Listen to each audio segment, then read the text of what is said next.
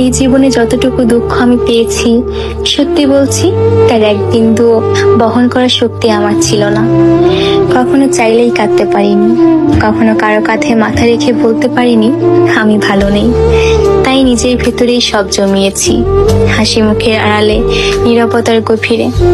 মানুষ ভাবে আমি শক্ত, আমি নির্লিপ্ত, আমি সব পারি, অথচ জানে না ভেতরে ভেতরে আমি কতবার ভেঙেছি।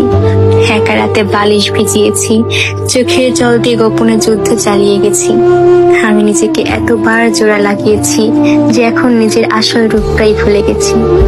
কখনো ভেবেছি হয়তো এই দুঃখগুলো সামলে নিতে পারবো, হয়তো সময় ঠিক করে দেবে সবকিছু, কিন্তু বাস্তবতা হলো আমি আয়ত্তের বাইরে দুঃখ ধারণ করতে করতে এখন নিজেই ধ্বংস হয়ে গেছি।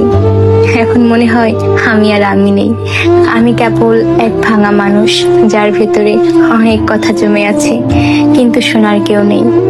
সবাই বলে খারাপ সময় সব সময় থাকে না, সময় ভালো হয়ে যাবে, কিন্তু কেউ বোঝে না সময় শুধু ক্ষত তৈরি করে, সেগুলো শুকায় না।